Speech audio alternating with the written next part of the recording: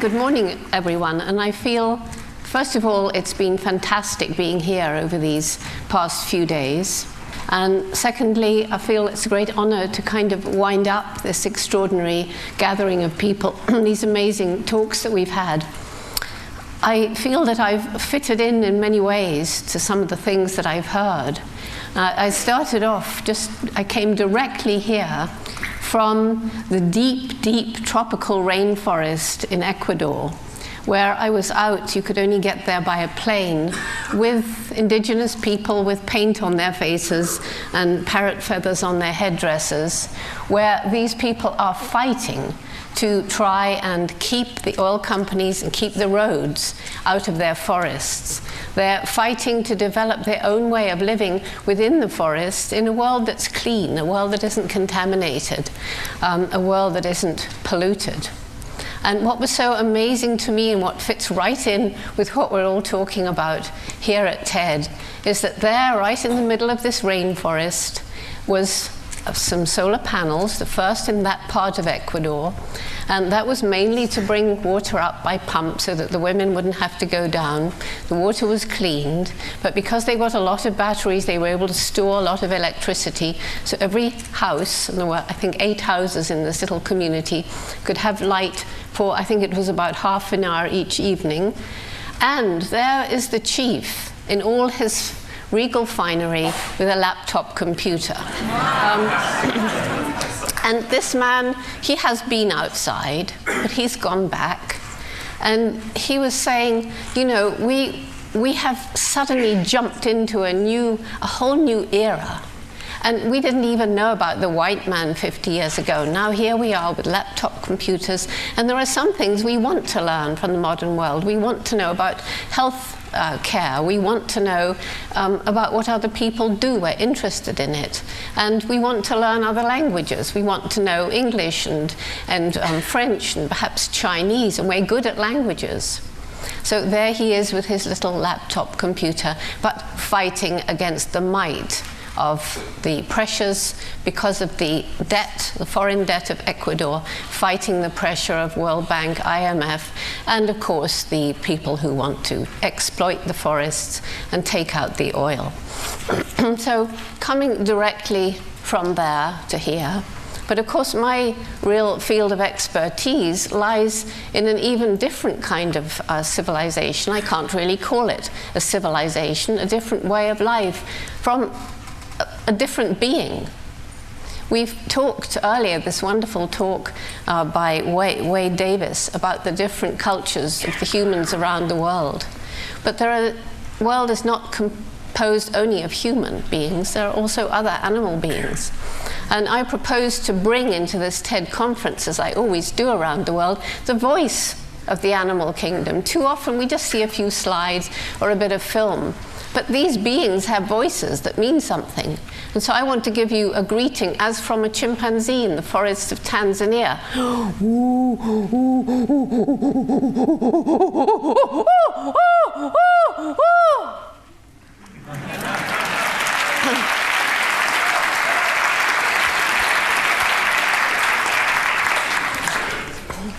I've been studying chimpanzees in Tanzania since 1960.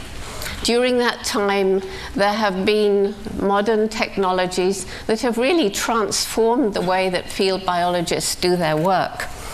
For example, for the first time a few years ago, by simply collecting little fecal samples, we were able to have them analyzed, to have DNA profiling done. So for the first time, we actually know which male chimps are the fathers of each individual infant, because the chimps have a very promiscuous mating society. So this opens up a whole new avenue of research. And we use GSI, geographic whatever it is, GSI anyway, to determine the range of the chimps. And we're using, you can see that I'm not really into this kind of stuff, but we're using satellite imagery to look at the deforestation in the area. And of course, there's developments in infrared, so you can watch animals at night, and equipment for recording by video and tape recording is getting lighter and better. So in many, many ways, we can do things today that we couldn't do when I began in 1960.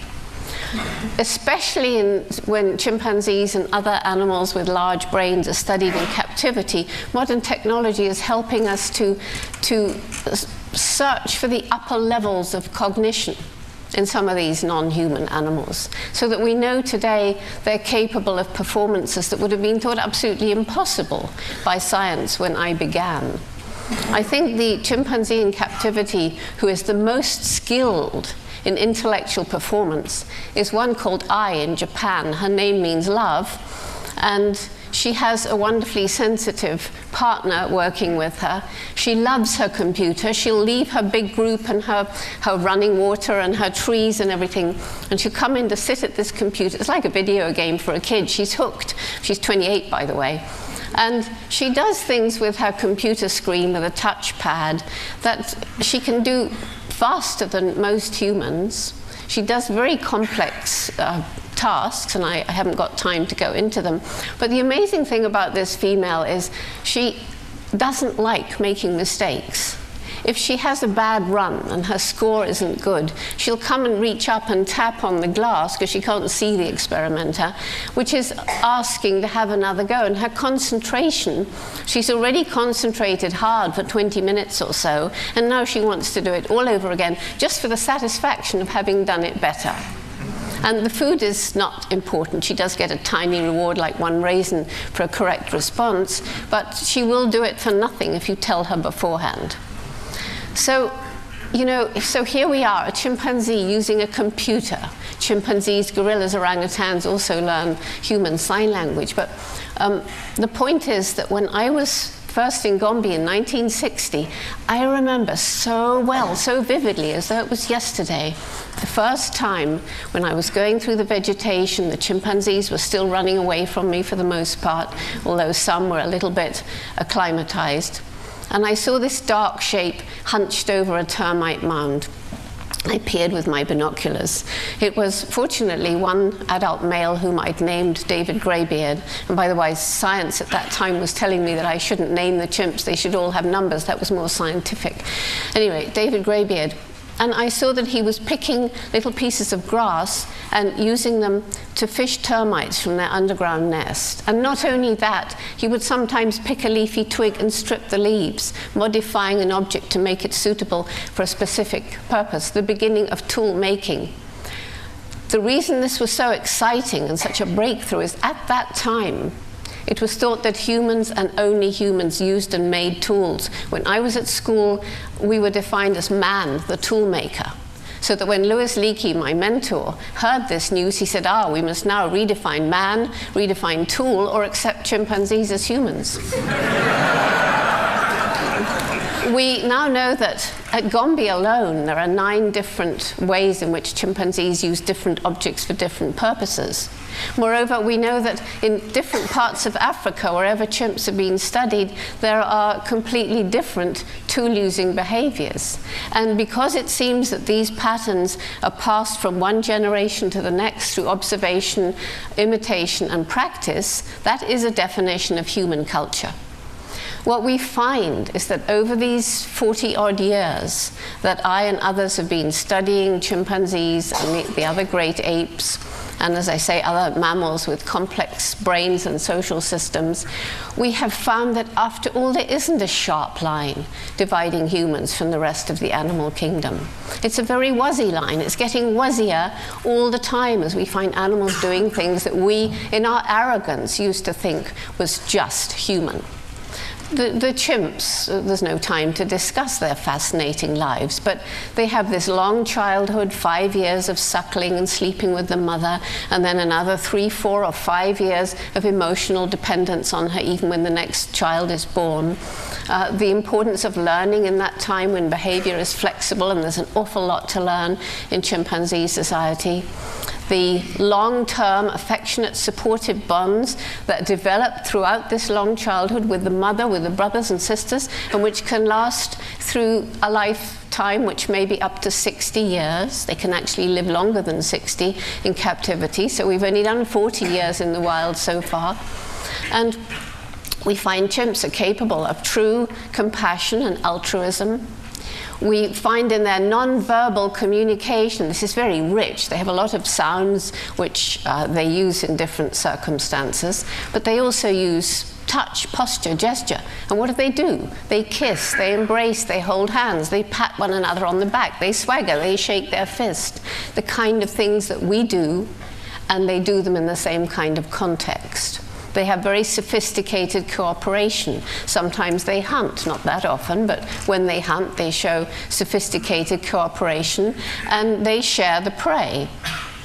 We find that they show emotions similar to, maybe sometimes the same, as those that we describe in ourselves as happiness, sadness, fear, despair. They know mental as well as physical suffering, and I don't have time to go into the information that would prove some of these things to you, save to say that there are very bright students in the best universities studying emotions in animals, studying personalities in animals. We know that chimpanzees and some other creatures can recognize themselves in mirrors, self as opposed to other. They have a sense of humor. And these are the kind of things which traditionally have been thought of as human prerogatives. But this teaches us a new respect, and it's a new respect not only for the chimpanzees, I suggest, but some of the other amazing animals with whom we share this planet. Once we're prepared to admit that after all, we're not the only beings with personalities, minds, and above all, feelings, and then we start to think about ways we use and abuse so many other sentient, sapient creatures on this planet, it really gives cause for deep shame, at least for me. So the sad thing is that these chimpanzees, who've perhaps taught us more than any other creature a little humility, are in the wild disappearing very fast. They're disappearing for the reasons that all of you in this room know only too well: the deforestation, the growth of human populations needing more land. They're disappearing because some timber companies go in with clear cutting.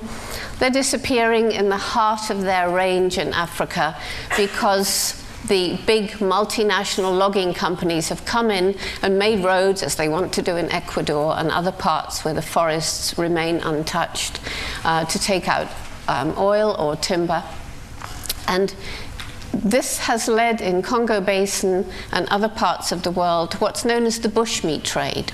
This means that although for hundreds, perhaps thousands of years, people have lived in those forests or whatever habitat it is in harmony with their world, just killing the animals they need for themselves and their families, now suddenly, because of the roads, the hunters can go in from the towns. They shoot everything, every single thing that moves that's bigger than a small rat. They sun-dry it or smoke it. Now they've got transport. They take it on the logging trucks or the mining trucks into the towns where they sell it. And people will pay more for bushmeat, as it's called, than for domestic meat. It's culturally preferred, and it's not sustainable. And the huge logging camps in the forest are now demanding meat, so the pygmy hunters in the Congo Basin who've lived there with their wonderful way of living for so many hundreds of years are now corrupted. They're given weapons, they shoot for the logging camps, they get money, their culture is being destroyed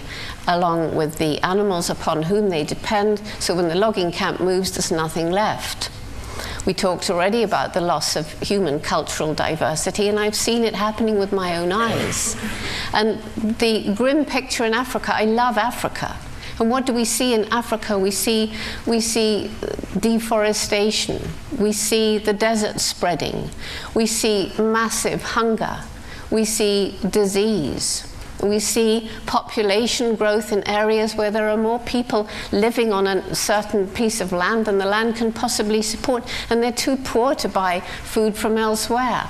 Were the people that we heard about yesterday on the Easter Island who cut down their last tree, were they stupid? Didn't they know what was happening? Of course, but if you've seen the crippling poverty in some of these parts of the world, it isn't a question of let's leave the tree for tomorrow. How am I going to feed my family today? Maybe I can get just a few dollars from this last tree, which will keep us going a little bit longer, and then we'll pray that something will happen to save us from the inevitable end.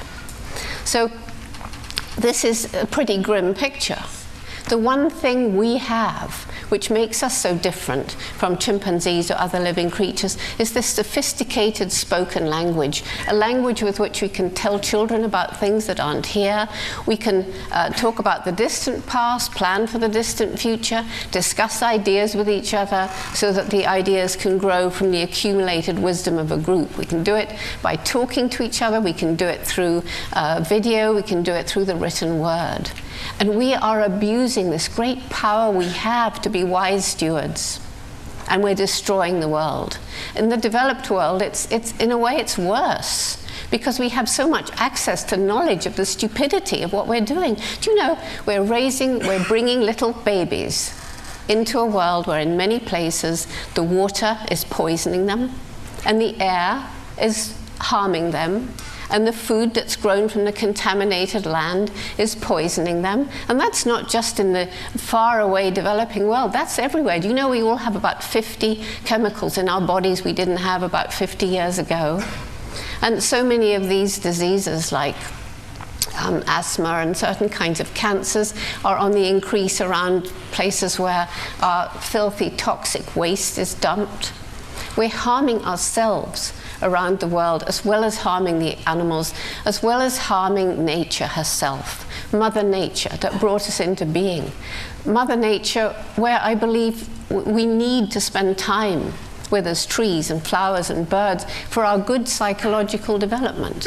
And yet there are hundreds and hundreds of children in the developed world who never see nature, because they're growing up in concrete, and all they know is virtual reality with no opportunity to go and lie in the sun or in the forest with the dappled sun specks coming down from the canopy above. As I was traveling around the world, you know, I had to leave the forest. That's where I love to be. I had to leave these fascinating chimpanzees for my students and field staff to continue studying, because finding they dwindled from about 2 million 100 years ago to about 150,000 now, I knew I had to leave the forest to do what I could to raise awareness around the world. And the more I talked about the chimpanzees' plight, the more I realized the fact that everything's interconnected, and the problems of the developing world so often stem from the greed of the developed world. And everything was joining together and making not sense. Hope lies in sense, you said. It's making a nonsense. How can we do it? Somebody said that yesterday. And as I was traveling around, I kept meeting young people who'd lost hope. They were feeling despair. They were feeling, well, it doesn't matter what we do, eat, drink, and be merry, for tomorrow we die. Everything's hopeless. We're always being told so by the media. And then I met some who were angry, an anger that can turn to violence. And we're all familiar with that. And I have 3 little grandchildren. When some of these students would say to me, high school or university, they'd say, we're angry or we're filled with despair because we feel you've compromised our future and there's nothing we can do about it. And I looked in the eyes of my little grandchildren and think how much we've harmed this planet since I was their age. I feel this deep shame. And that's why in 1991 in Tanzania, I started a program that's called Roots and Shoots. There's little brochures all around outside, and if any of you have anything to do with children and care about their future, I beg that you pick up that brochure. And Roots and Shoots is a program for hope. Roots make a firm foundation.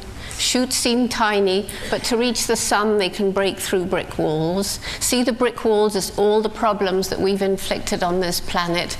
Then you see, it is a message of hope. Hundreds and thousands of young people around the world can break through and can make this a better world. And the most important message of Roots and Shoots is that every single individual makes a difference. Every individual has a role to play. Every one of us impacts the world around us every day. And you scientists know that you can't actually, even if you stay in bed all day, you're breathing oxygen and giving out CO2, and probably going to the loo and things like that. You're making a difference in the world. So the Roots and Shoots program involves youth in 3 kinds of projects. And these are projects to make the world around them a better place.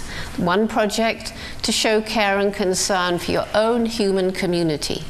One for animals, including domestic animals. And I have to say, I learned everything I know about animal behavior, even before I got to Gombe and the chimps, from my dog Rusty, who was my childhood companion. And the third kind of project, something for the local environment. So what the kids do depends, first of all, how old are they? And we go now from preschool right through university. It's going to depend whether they're inner city or rural. It's going to depend if they're wealthy or impoverished. It's going to depend which part, say, of America they're in. We're in every state now, and the problems in Florida are different from the problems in New York. It's going to depend on which country they're in. And we're already in 60+ countries with about 5,000 active groups. Only there are groups all over the place that I keep hearing about that I've never even heard of, because the kids are taking the program and spreading it themselves. Why? Because they're buying into it, and they're the ones who get to decide what they're going to do. It isn't something that their parents tell them or their teachers tell them. That's effective. But if they decide themselves, we want to clean this river and put the fish back that used to be there. We want to clear away the toxic soil from this area and have an organic garden. We want to go and spend time with the old people and hear their stories and record their oral histories. We want to go and work in a dog shelter. We want to learn about animals. We want to, it goes on. And this is very hopeful for me. As I travel around the world 300 days a year, everywhere there's a group of Roots and Shoots of different ages. Everywhere there are children with shining eyes saying, look at the difference we've made. And now comes the technology into it, because with this new way of communicating electronically, these kids can communicate with each other around the world. And if anyone's interested to help us, we've got so many ideas, but we need help. We need help to create the right kind of system that will help these young people to communicate their excitement, but also, and this is so important, to communicate their despair, to say, we've tried this and it doesn't work, and what should we do? And then lo and behold, there's another group answering these kids who may be in America, maybe this is a group in Israel, saying, yeah, you did it a little bit wrong. This is how you should do it. The philosophy is very simple. It's, we do not believe in violence. No violence, no bombs, no guns. That's not the way to solve problems. Violence leads to violence, at least in my view. So how do we solve? The tools for solving the problems are knowledge and understanding. Know the facts, but see how they fit in the big picture. Hard work and persistence, don't give up. And love and compassion, leading to respect for all life. How many more minutes? 2? 1? One. Two. I'm going to take 2. Are you going to come and drag me off? Anyway, so basically, Roots and Shoots is beginning to change young people's lives. It's what I'm devoting most of my energy to. And I believe that a group like this can have a very major impact, not just because you can share technology with us, but because so many of you have children. And if you take this program out and give it to your children, they have such a good opportunity to go out and do good because they've got parents like you. And it's been so clear how much you all care about trying to make this world a better place. It's very encouraging. But the kids do ask me, and this it won't take more than 2 minutes, I promise. The kids say, Dr. Jane, do you really have hope for the future? You travel, you see all these horrible things happening. Firstly, the human brain. I don't need to say anything about that. Now that we know what the problems are around the world, human brains like yours are rising to solve those problems, and we've talked a lot about that. Secondly, the resilience of nature. We can destroy a river and we can bring it back to life.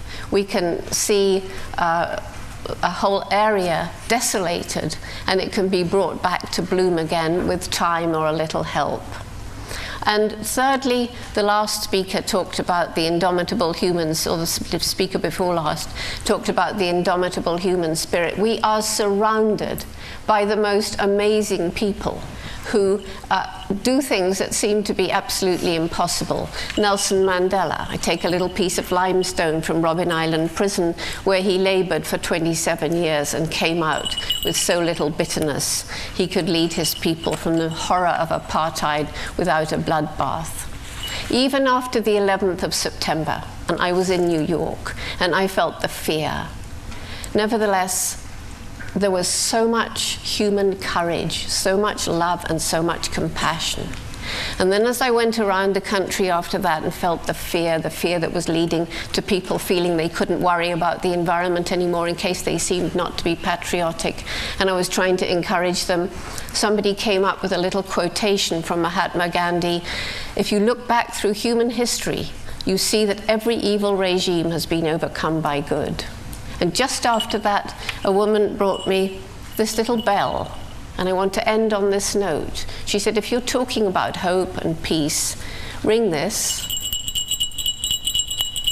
This bell is made from metal from a diffused landmine from the killing fields of Pol Pot, one of the most evil regimes in human history, where people are now beginning to put their lives back together after the regime has crumbled.